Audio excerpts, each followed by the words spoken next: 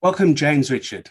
You're a travel artist, urban designer, author, and educator whose work explores great places and placemaking around the world, and the scenery that you sketch and journal and capture is spectacular. I love the style, I love the places, I feel like I'm there. So it's great and a fantastic honor to have you with us. You're also co-founder of Townscape, so an award-winning urban design placemaking consultancy, and author of award-winning books, Freehand Drawing and Discovery, which is just gorgeous, just gorgeous. And urban sketching seems to be your thing right now. It's what it looks like to me. You do workshops, you do online courses, so and you're on Skillshare. You've got some really amazing courses there. So how would you describe yourself right now, James? Well, it's funny you should ask, because 2 or 3 years ago, I needed new business cards. So I had to come up with something to call myself. And it was gut-wrenching trying to figure out what in the world to call all these things that I do. And where I finally landed was, it wasn't a job title as much as it was actions and process. And so my business card says design, drawing, and discovery.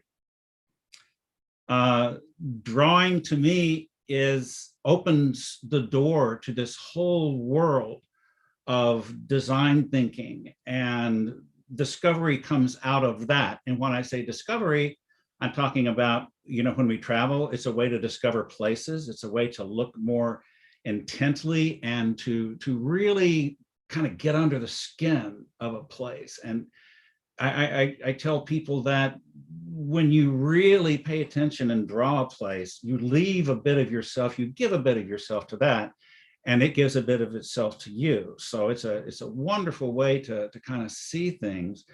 I say we discover ideas. We doodle around until things evolve, and we discover something about ourselves. Ultimately, I have had so many university students, and then these people also that come on these travel workshops. Sometimes they didn't even know why they came. They couldn't articulate it, but because it was a kind of a non-judgmental zone, they were able to draw without fear and draw without judgment and find this joy in themselves that they hadn't experienced since they were kids. And that it just leads to all sorts of other things. So that's what I tell people now is yeah, I'm an artist. I focus on design, drawing, and discovery, and hopefully it leads to a conversation like we just had. Yeah, it's so critical, isn't it? Because then you can tailor the conversation to who you're with and the circumstance that you're in. But you're describing yourself as this act of doing rather than a category or a job label. I certainly relate to that. So the idea of the work that you're doing now and sketching and journaling this, what's in front of you, and seeing things differently, I think there's huge value in that. And that area of discovery, not really knowing why you're there, but to actually find things within what you're seeing and recording that changes how you view and what you're actually being present to while you're making that sketch. So that really intrigues me. When did you find the value in this? When did you first go, well, this is great, people should do this? Is it something you've done since childhood? Well, I did draw when I was a kid, and I've heard my mother, rest her soul, tell stories about having to keep things in front of me so I wouldn't draw on walls, those types of things, when I was a little kid. And I was lucky enough to have a couple of early school opportunities to pursue that a little bit, but it was really in university. And of all places, Louisiana State University, which is always one of the poorest states in the Union in terms of tax revenue, funding, people eat animals there. They do crazy things there. It's a wild, wild, wild culture. But there was a school there and a faculty of landscape architecture that had come together under almost kind of miraculous circumstances. The founder, Doc Reich, was in his 60s when I was there.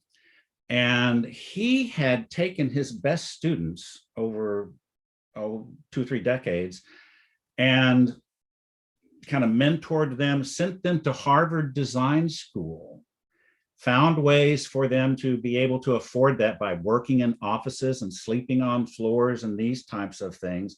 Most of them interned under the head of the department at the Harvard Graduate School of Design and Landscape Architecture.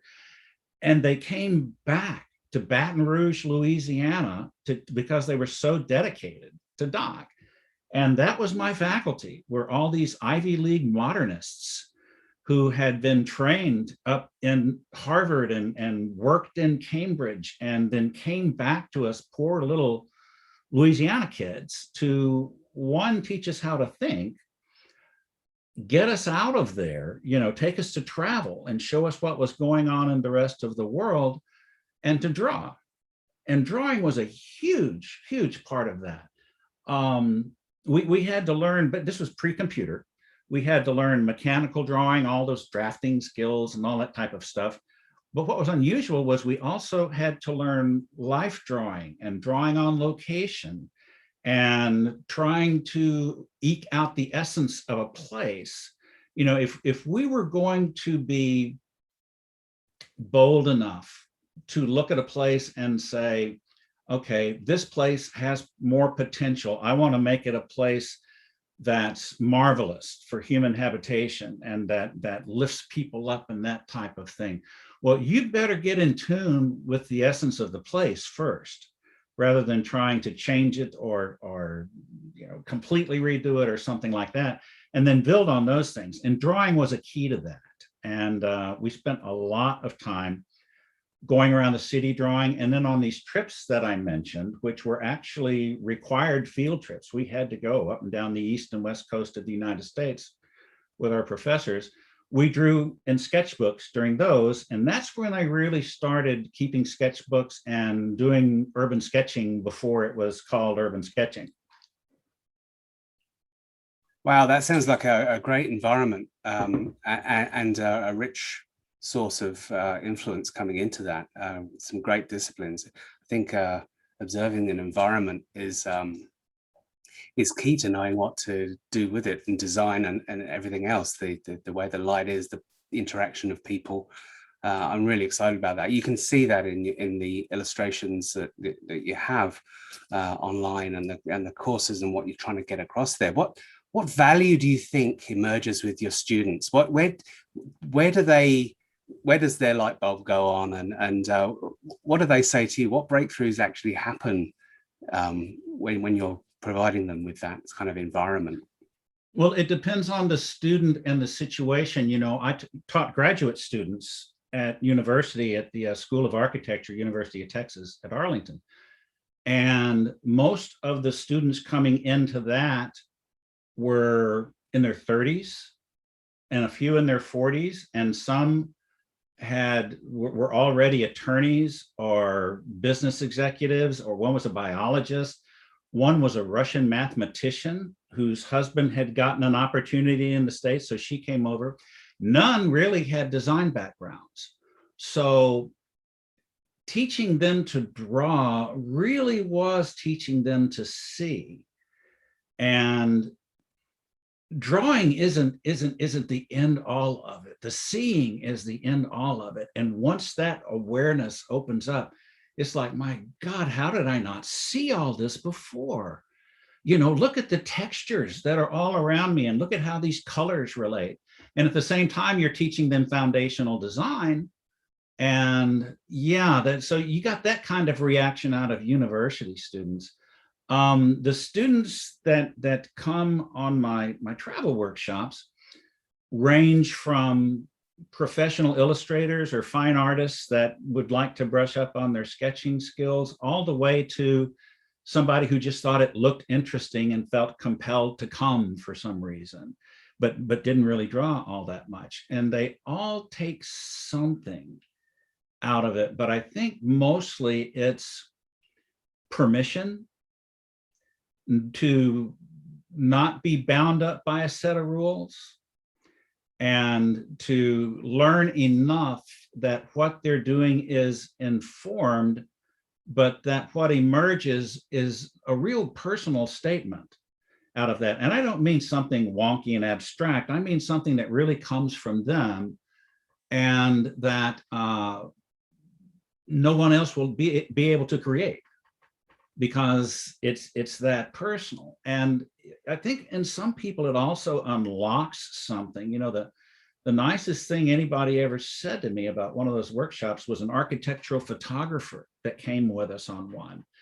And he was relatively successful. It was a recession, and so he was, you know, kind of looking around as everybody does. But he loved the idea of sketching, and his father did some sketching, so they both came. And at first, the guy's so shy, and he'd just kind of struggle along and whatnot. 3 or 4 days, he was doing some pretty interesting stuff. And by the 10th day, he was up on this balcony looking down on everyone having dinner and drawing everyone at the table and drawing the food on the table. And it was like, my gosh, this guy has just, and he was Francis the Talking Mule. You couldn't get him to be quiet. You know, his personality had just opened up. And a couple of weeks later, he wrote me this letter, and he said, you know, I expected for the landscape to really move me. And this was in Tuscany. And he says, I expected for the food to be amazing. What I didn't expect was to discover that that 6-year-old boy still lived inside me, that loved to draw without judgment. And I can't say it still without choking up, but I mean, that's what it's all about to me. I didn't know what this guy was going to discover about himself, but it's okay. Come on, let's go. Let's see what happens. That's great. And the childlike curiosity as well, and picking that different angle, that wouldn't have happened before the course, right? So that's a different perspective that person can value and apply to all aspects of life, right? So it is. And of course, you know, anytime you draw something, regardless of your level, you can't keep yourself out of it. You know, that your personality enters into it, and your background and influences, as well as your drawing skills. So there was something in his head already about, you know, boy, this would be really, you know, that childlike sense of curiosity and wonder. He didn't build that up in 10 days in Tuscany. That cat had some interesting things going on. It just kind of took this permission for him to put them on paper. Yeah, and to unlock that, and for it to come forwards, right? It's a whole collective experience of your life goes into it. I suppose unlocking that must be an incredible feeling and fulfillment from your point of view as well, with students. And that's, have you always wanted to go into teaching when you discovered this value yourself? No. I never really thought about it when I was coming up, and in fact, really didn't consider going to graduate school or anything like that. I wanted to get out and work, and I was getting married. Let's get the show on the road, and let's get on with this. But I found myself increasingly frustrated that I seemed to be speaking a language that the people around me weren't getting, that they hadn't been exposed to. So I started giving public lectures that people would come to about things like planting design, you know, things like that, and discovered that I really enjoyed being in front of people. I stopped worrying that I was going to say something wrong, and started to realize that this was a captive audience, and I could tell them anything I wanted, you know, and they couldn't leave the room without looking horribly rude. So that really opened the door. And I pretty shortly afterwards started adjunct teaching at university, and then a visiting professor, and eventually became full-time tenured faculty. But that didn't last long because it tried to keep me in one box too long. Yeah, totally. The sharing of, I guess where your creativity comes from, your approach and what you're actually doing, sharing that with a captive audience is a really huge creative opportunity as well, because you've got to articulate it somehow. And if you want support from these people, you've got to enroll them into why you're doing this as well.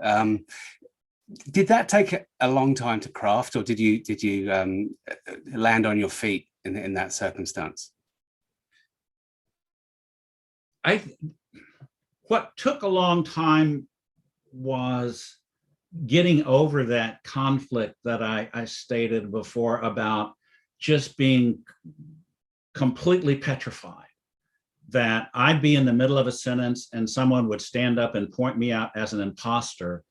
And then everyone would realize I was an imposter and laugh me out of the room. And that would be the end of that. Once I got past that, by realizing that, oh no, they're the ones that, they're in trouble. They've got to put up with me for an hour and a half.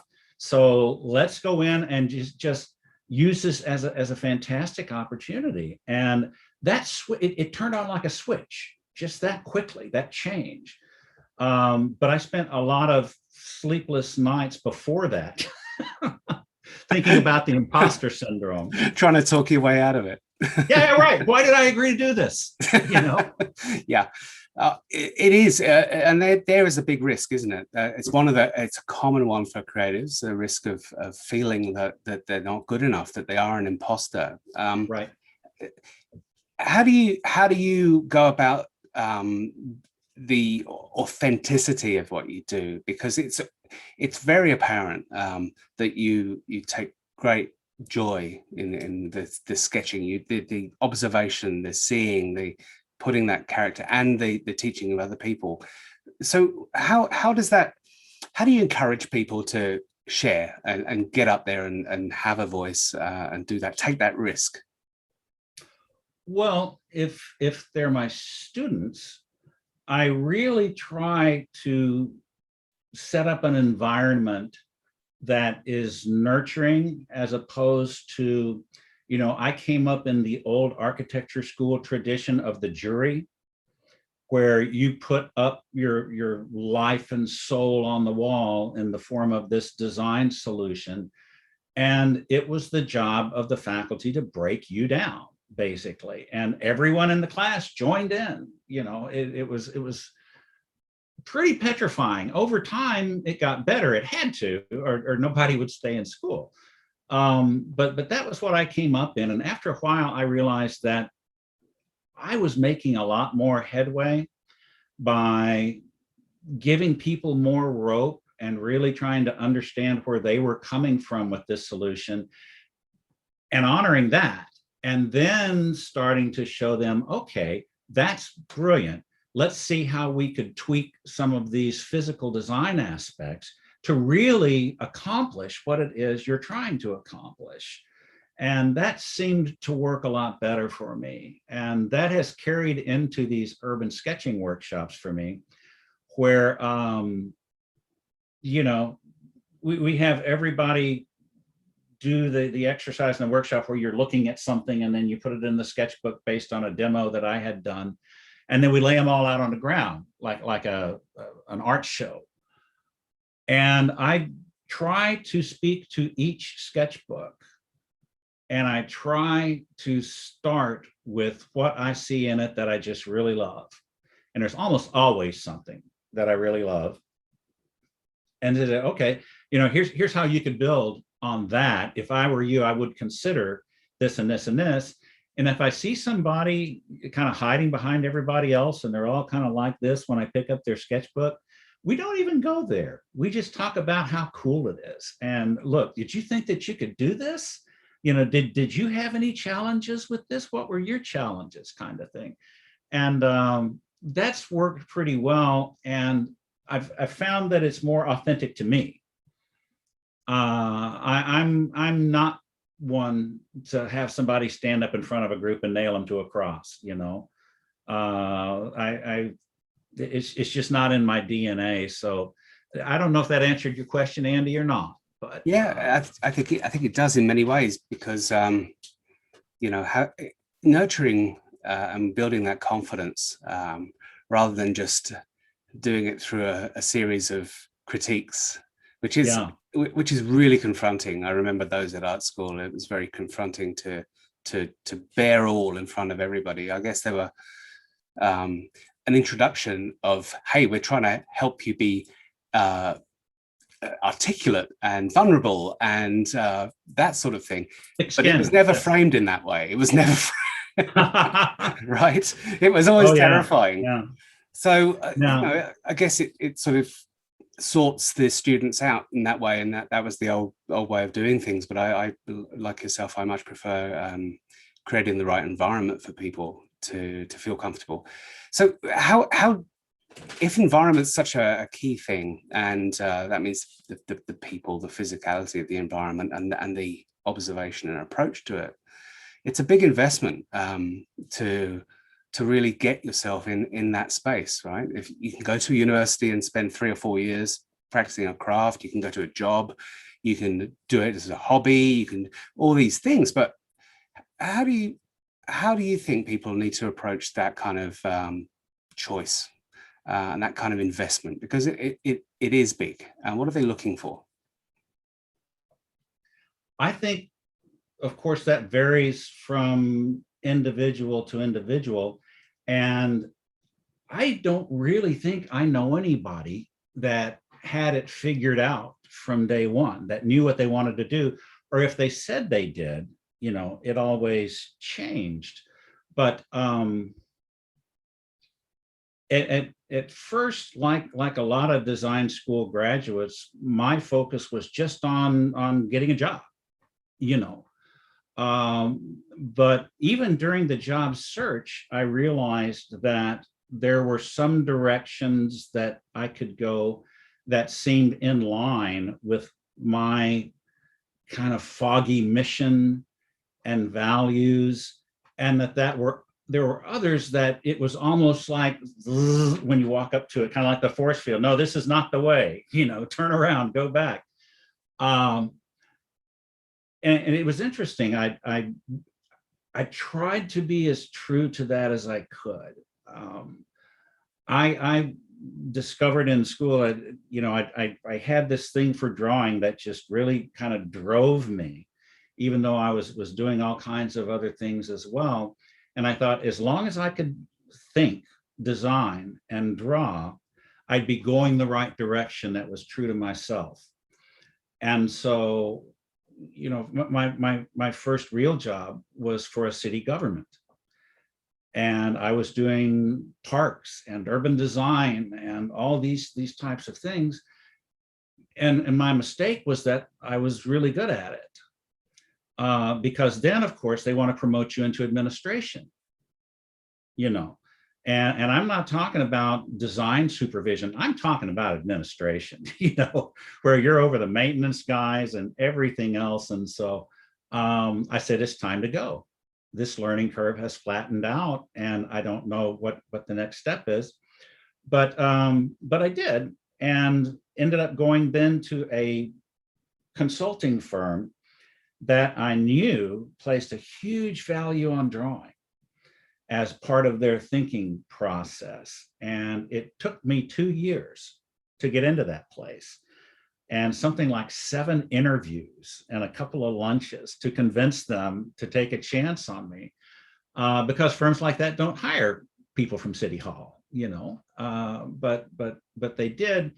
And that turned into better than any graduate school I ever could have imagined. It was really a teaching, nurturing environment. But there came a point where I started to feel this tension. And, Jim, you could be president of this firm. You should think about that, who else is going to do it? You could do this. And I remember thinking, it's time to go. If I become president of this firm, I'm going to become a marketing guy. I'm going to wear an expensive suit and go around hustling people, and that's going to be my career. Adios, and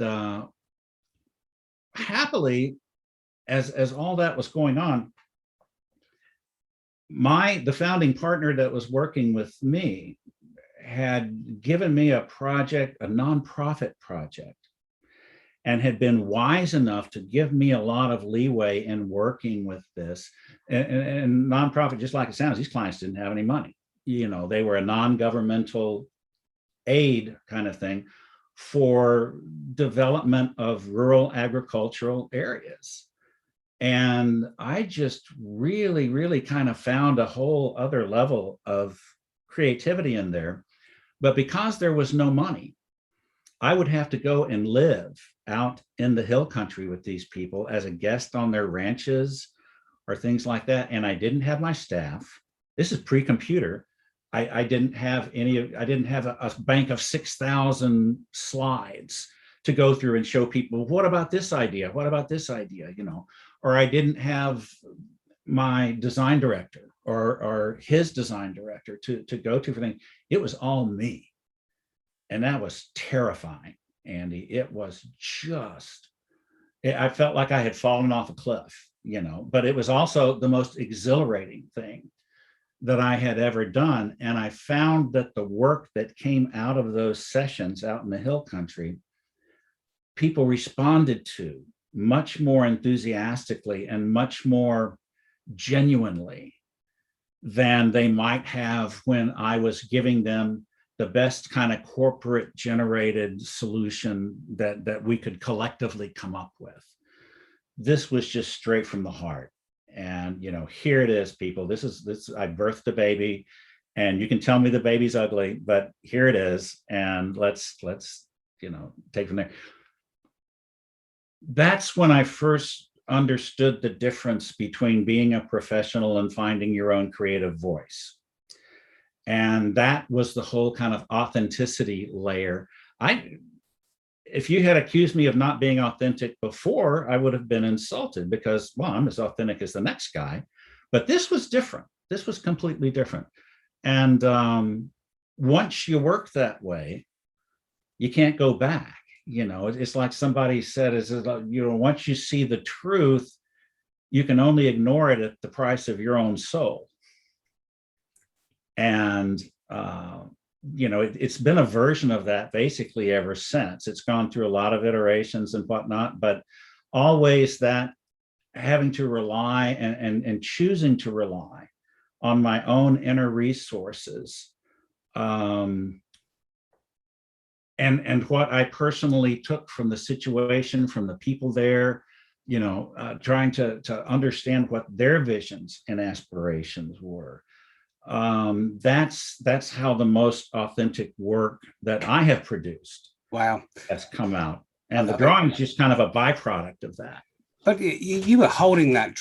I needed to work for a firm that valued drawing, so that was a really good rock to establish early on, and then to take the opportunity to really scare yourself half to death and go to the hills on your own without the support of all of that, and find that it was necessary to feel that sensation of I'm not sure, I'm scared to death, I've got this, you know, and you've got all the responsibility of the whole project, you've got the ownership of it.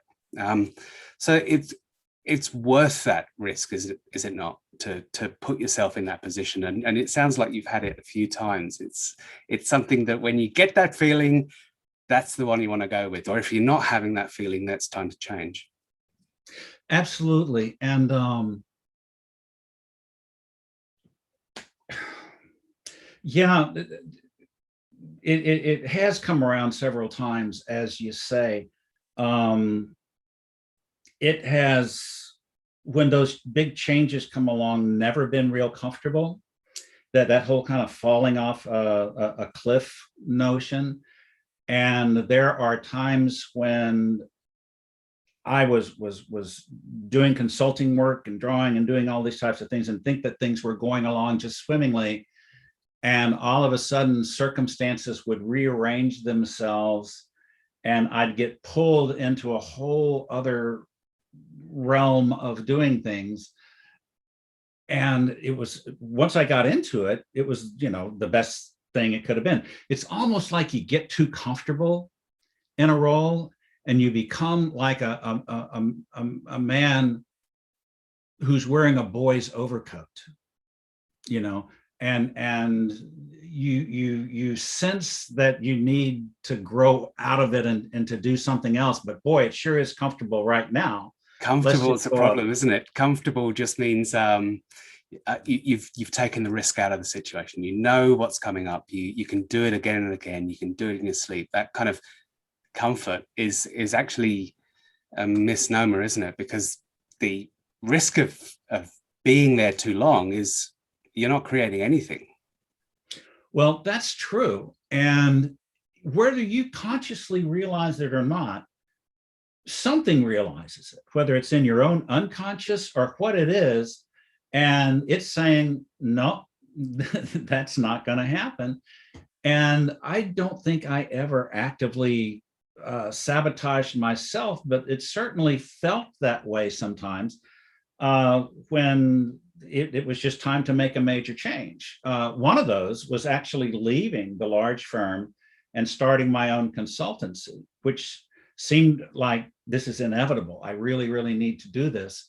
And boy, a couple of nights later, all of a sudden that old falling off the cliff thing, it became so acute that I didn't eat for weeks. You know, I couldn't sleep. It was, you know, kind of classic depression symptoms, if you will.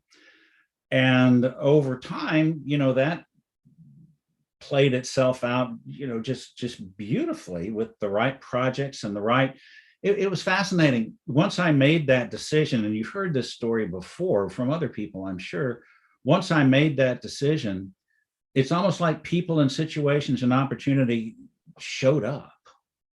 You know, it's almost like they were waiting for that. And it would usually start with someone saying, well, can you come and join our firm? Well, no, I can't do that. Well, then could you come over for 2 or 3 hours a couple of times a week to help us with this project in Hawaii? Well, absolutely, I can do that. And it was fascinating because so many of the design firms that had been our competition when I was in corporate world, all of a sudden we were all buddies. I wasn't a threat to them. I was a help to them. And that became a whole new way of doing that kind of work. I eventually found somebody like-minded enough, but different enough to take on as a partner. And that little consultancy, just the two of us, went on for 25 years. Wow. Well, that's a huge achievement in any business term, isn't it? The longevity of your business and the sustainability of it, and to sustain life and creativity in it is even more difficult. So that's brilliant. Going into any major project, I mean, you say life provided the changes for you and you reacted to those. Do you go into any creative project, any change in your creative direction, really considering how much time, effort, thoughts need to go into this, or do you just recognize the change, take the risk on, and move forwards? I recognize the change, but I do so with open eyes. You know, I learned enough early in my career that I can take most challenges and break them down into a process and have a pretty good idea how much time I'm going to spend in each phase of that process. And like any creative person, I vastly underestimate that. So I'll double it, you know, and go in and say, this is how much it's going to take me to do this. And I say double it kind of tongue in cheek. I have always tried to be as conservative and as honest with a client as I possibly can.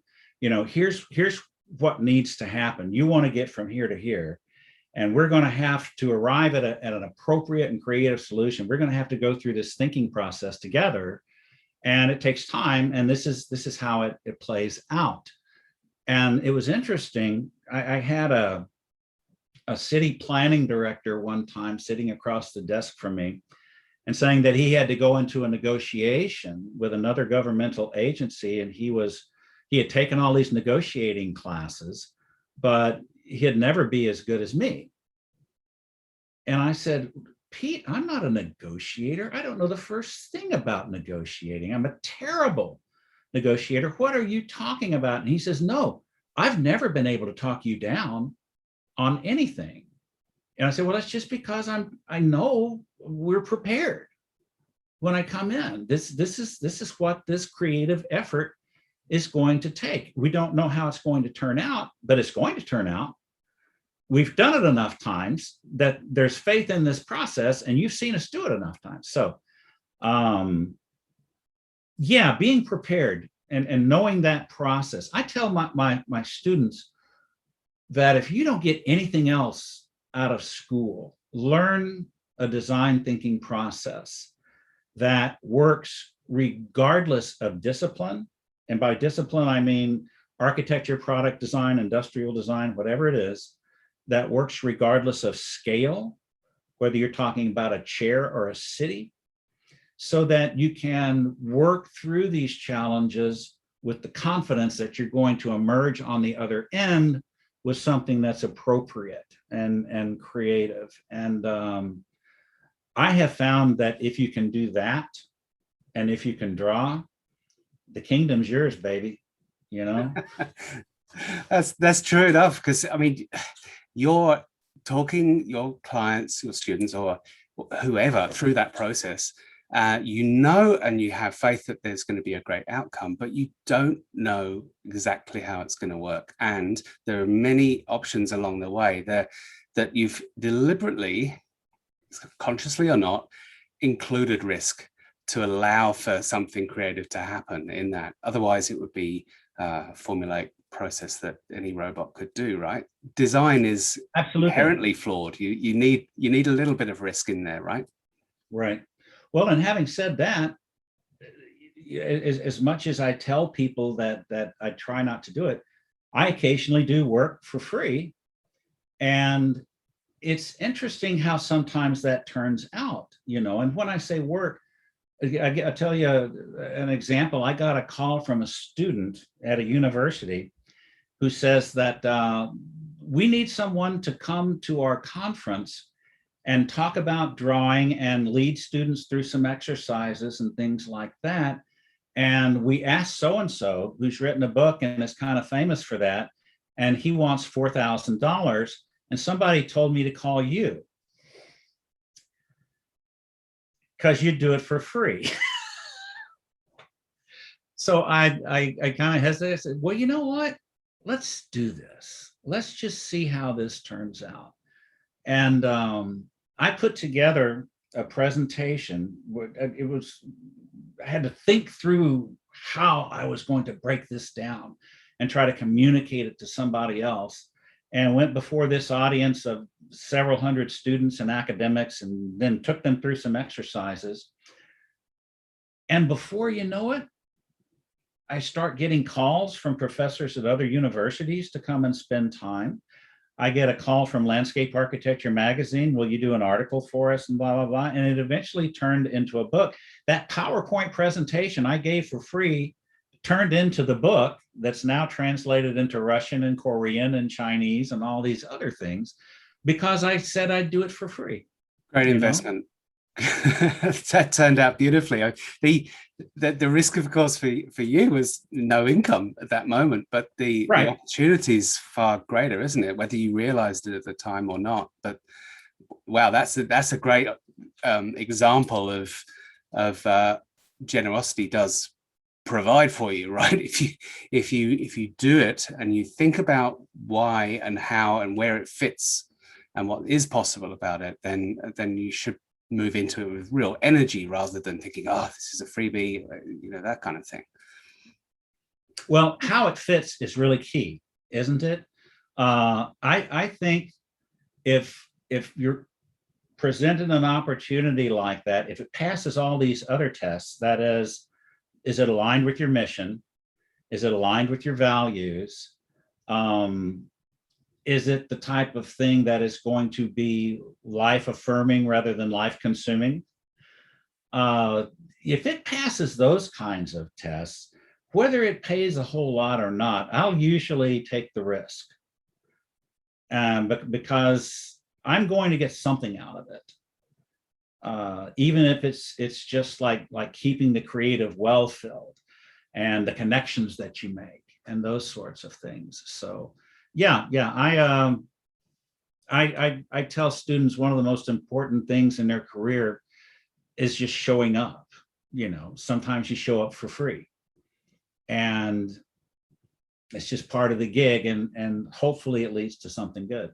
That's exactly right. And as a early in your career, you said you wanted to get out and get the job and get on with things, and I totally relate to that. And it's difficult for many people to, at the beginning of their career, especially with creativity, it's difficult to relate it back to other jobs that are more coin operated. I work for this hour, I perform this thing, I get this thing in return.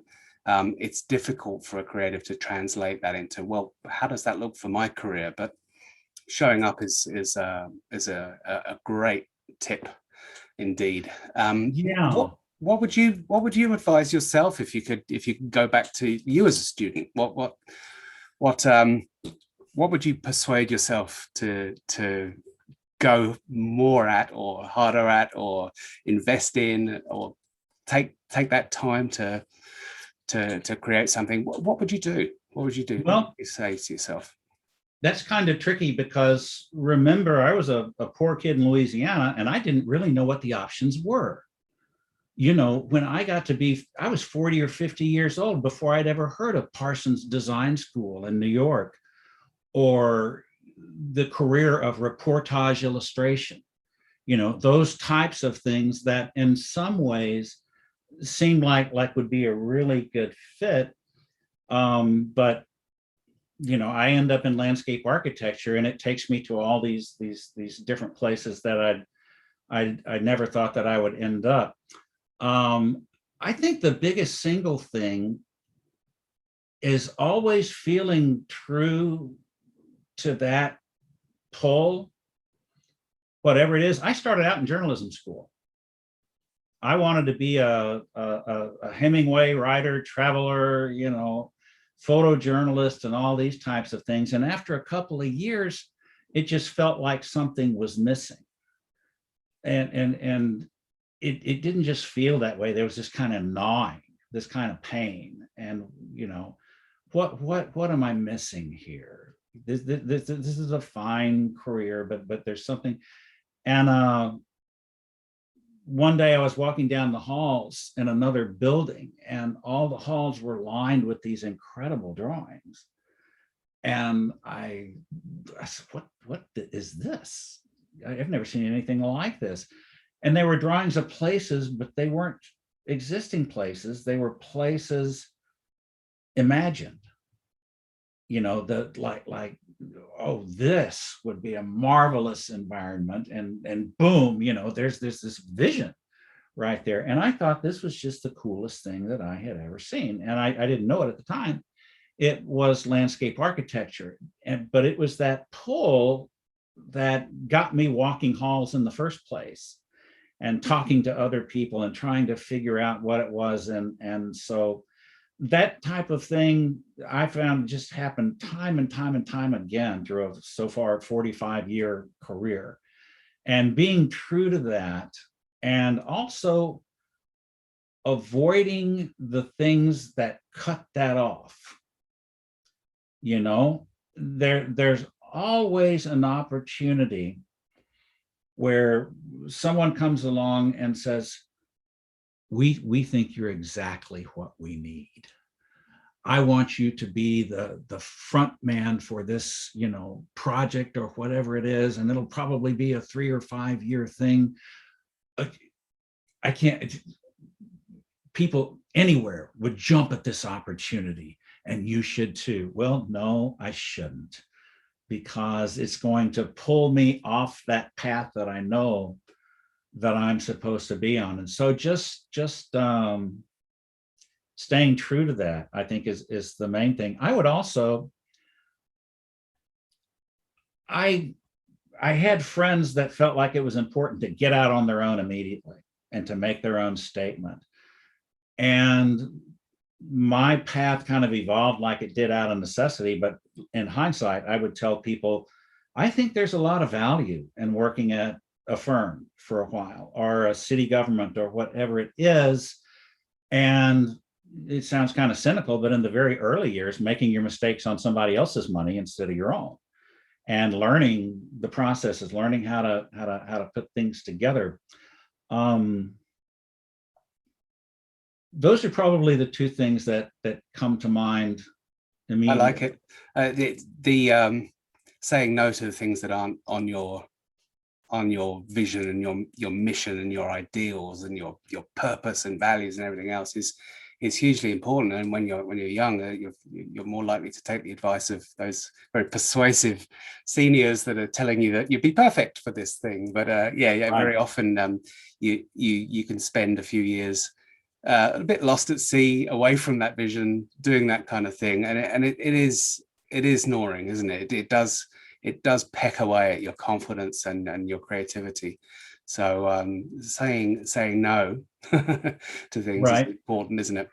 But another thing occurs to me. Part of that gnawing was that I realized I was looking for something, but I didn't realize until several years into it that what I was looking for really didn't exist. There wasn't a job description or a college major that described what I needed to be doing. And then one day I realized, you don't go to college and learn to be Jim Henson, or you don't go to college and learn to be Walt Disney, or any of these other people that kind of invented new careers out of nothing. And not out of nothing, but certainly it didn't involve joining the guild or anything like that. And once I gave myself permission to pursue that, I remember sitting and drawing a diagram of saying, okay, there's drawing, there's design, there's writing, there's travel, there's cities. Where those overlap is my sweet spot. What is that? What is that? And it wasn't until I got forced into a situation of another situation of having to rely on my own talents and wits rather than kind of canned solutions and whatnot, that I had to invent it, just to survive. Yeah, and you chose drawing to find what that was as well, to draw it out. Right. To put the mind map out there and to see where the overlaps were. And hey, yeah. Was. There you go. It's brilliant, isn't it? So you can use drawing for absolutely everything, and you can apply creativity to any situation. It's the same kind of principles, isn't it? But giving yourself the opportunity to find yourself is an important one. That's why universities are so great like that. But there's this bigger thing as well. Like you say, you don't go in there to become someone else. You go there to find yourself, and that may not come to you immediately. It may take until you're in your 40s and 50s and all the rest of it. It is just creating the opportunity to find whatever that thing is and craft that mission and stay on path. So look, I totally relate to that. It's fantastic to hear you talk about this. What are you doing now? And what would you like, how would you like to interact with people that are watching this? Right. Well, what I'm doing now is my career is basically a four-legged stool. And one leg is I make my art, and I call it art. I don't know what the hell it is. It's what I do. And I don't carry all those pretensions into it, but I make my funny little drawings, and people end up buying some of those, and they end up buying prints of those and whatnot. And that's kind of one leg of the stool. Another is these online courses for people like Skillshare that I'm doing. that came out of realizing, I realized that one of the things that was really important to me was the amount of impact in terms of numbers of people that I could reach. When I was teaching, I was lucky to get 12 new grad students a year. Online, thousands, and my university students who then later took my online courses tell me they learned so much more from the online course, believe it or not, because they could back it up and they could, try to understand things rather than me standing in front of class and waving my arms and hoping that they get it. So the online thing has been an important leg on that stool. The travel workshops are another leg of that thing. And it took a while for those to become, they were always profitable a little bit, but to actually become something that was worth doing from a financial standpoint. And they have. And it's also kind of what I consider a reward for doing this for so long, is actually traveling the world on somebody else's dime. You've got a great workshop coming up in Tuscany, in Lucca, right? Tuscany, in October. Is that still going ahead? It's still going ahead. Fantastic. Who wouldn't want to be there? Yeah. This past week, Italy and most of the EU has said that within weeks, it'll all be wide open. Italy's open already. So we are very actively promoting those. And we've got 2 Tuscany workshops back to back in October. And we've got about 10 openings between the 2. So if anybody's interested, I would love to talk to them about it. There's one other leg on this thing, and that's I'm working on another book. And one of the things that I've learned in my later years of the career is the difference between one-time fees for designing something and mailbox money, which is royalties that just come in like clockwork from online classes and books and things like that. You do the work once, but you get paid for it every time somebody uses it. What a breakthrough for a creative type to realize that you can kind of do this like the music business. You can make a record, and when people buy it or when radio stations play it, you get paid. And it took a while to figure out how to do that. But so yeah, this freehand drawing and discovery has done very well. If anybody's looking for a way to get started, that's a great way to get started. This next one that's coming up is more specific to travel sketching. And it's based on my sketchbooks over 30 years of traveling to 45 countries, something like that. So watch for that. Great. That sounds great. And look, I certainly speak from our standpoint here, we've all missed the ability to travel, whether we wanted to right. or not. It's just that feeling that constraint. So traveling through these drawings and seeing things differently, as you described earlier, having that breakthrough of observing things differently and going through that process in such a beautiful place. I can't think of anything more fulfilling and fun than to join you for a couple of weeks in Tuscany. I can tickle your imagination and tell you something better. Go for it. The woman that I work with on this in Tuscany is a classically trained chef. Who prepares all the meals. So yeah, you get Tuscany, you get Jim's drawing, but you get Carolina's cuisine as well. So oh wow, a multi-sensory experience, as is this interview. James, it's been an absolute pleasure talking with you. I encourage everyone, I'll put the links up of course, so that everyone can come and take a look at that. But it's been really inspirational hearing how you approach creativity, how you're very systematic, but at the same time you've allowed yourself this freedom within, and it's truly inspiring. So James Richard, thank you very, very much. It is absolutely my pleasure. I admire tremendously what you are doing. You're providing a mentor for people who are willing to take that creative leap, and I think that's fantastic. So good on you. Thank you so much. James Richards, thanks again. You bet. Bye-bye.